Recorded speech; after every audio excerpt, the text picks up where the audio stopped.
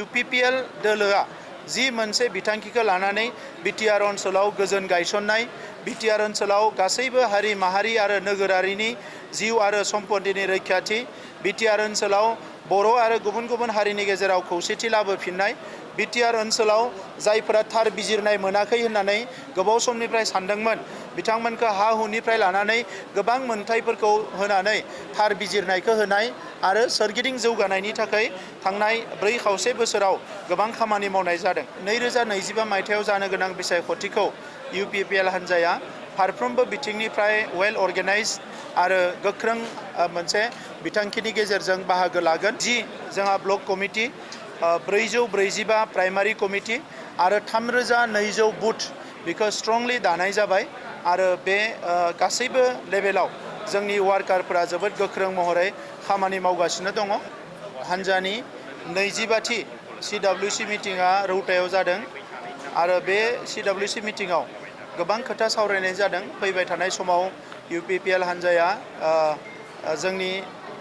दोलोनि खामानिखौ बोरै मावलांगोन। बिनि गेजेराव फैबाय थानाय 2025 मायथाइयाव जि 5थि BTCनि बिसायख'थि जागोन, BTRनि बिसायख'थि जागोन, बे बिसायख'थियाव UPPL हान्जाया बोरैहाय बाहागो लागोन बिनि सायावबो गेबेङै सावरायनाय जादों, गुवारै सावरायनाय जादों आरो दिनै थांखि लानाय जादों जे बे 2025 मायथाइयाव जानो गोनां बिसायख'थिखौ UPPL हान्जाया फारफ्रोमबो बिथिंनिफ्राय वेल अर्गेनाइज आरो गोख्रों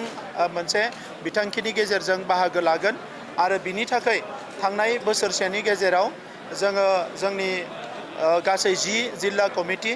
जोंनि गासै जोंहा जि 40 जोंहा ब्लक कमिटि, 445 प्राइमारि कमिटि आरो 3200 बुथ बेखौ स्ट्रंलि दानाय जाबाय आरो बे गासैबो लेभेलाव जोंनि वार्कारफोरा जोबोद गोख्रों महरै खामानि मावगासिनो दङ। दा बेनिखायनो फैबाय थानाय बिसायख'थिनि थाखाय दिनैनि तारिखाव UPPL हान्जाया फारफ्रोमबो बिथिंनिफ्राय जोङो अलरेडि बिथांखियाव फैनो हाबाय आरो बेजों लोगोसे थांनाय बोसोरब्रै खावसे जिखिनि बायदि जौगानाय खामानिखौ UPPL सरकारा मावनाय जादों बिनि सायावबो गुवारै आरो गेबेङै सावरायनाय जादों आरो बेवहाय बे बाथ्रायानो स्पष्ट जादों जे UPPL दोलोआ जि मोनसे बिथांखिखौ लानानै बिटिआर ओनसोलाव गोजोन गायसननाय, बिटिआर ओनसोलाव गासैबो हारि माहारि आरो नोगोरारिनि जिउ आरो सम्पतिनि रैखाथि, बिटिआर ओनसोलाव बर' आरो गुबुन गुबुन हारिनि गेजेराव खौसेथि लाबोफिननाय, बिटिआर ओनसोलाव जायफोरा थार बिजिरनाय मोनाखै होननानै गोबाव समनिफ्राय सानदोंमोन बिथांमोनखौ हा हुनिफ्राय लानानै गोबां मोनथायफोरखौ होनानै थार बिजिरनायखौ होनाय आरो सोरगिदिं जौगानायनि थाखाय थांनाय 4 बोसोराव गोबां खामानि मावनाय जादों आरो बेखौनो नुनानै दिनै UPPL हान्जायाव गोबां हारिनि लिडारफ्रा एबा गोबां हारिनि सोद्रोमाफ्रा बयबो लोब बाहागो लाफैदों आरो दिनैनि समाव UPPL हान्जानि जि जोंनि मेम्बारशिप, डिजिटेल मेम्बारशिप बियो 6 लाखनिख्रुइ बारा जाबाय आरो दायो जोङो गासै 40 समष्टिनि मादाव 35 समष्टियाव जोंनि जि मेम्बारशिप बियो 10,000निख्रुइ बांसिन जाबाय। दा बेफोरखौ नोजोर होनानै जों नुदों जे UPPL हान्जानि खामानि मावनायखौ गासैबो आइ आफा रायजो राजाया एक्सेप्ट खालामदों, बर'आनो जा गुबुनानो जा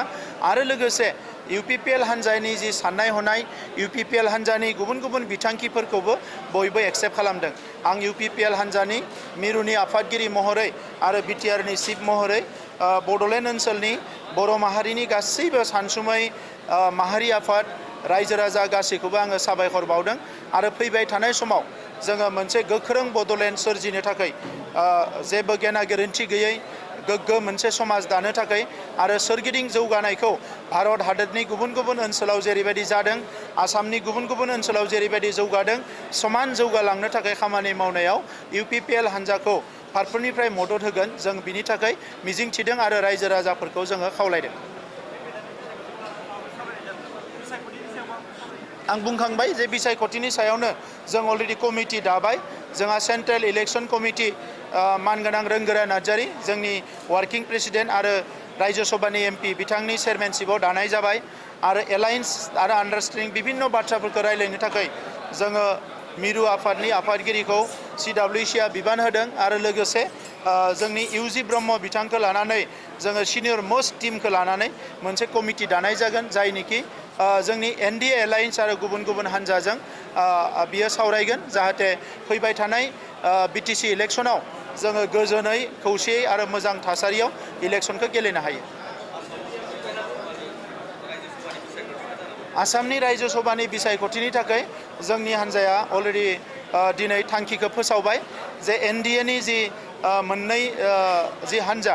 एजिपि आरो बिजेपिनि मोनसे सिट बिथांमोना कन्टेस्ट खालामगोन आरो जों जिहेतु एनडिएनि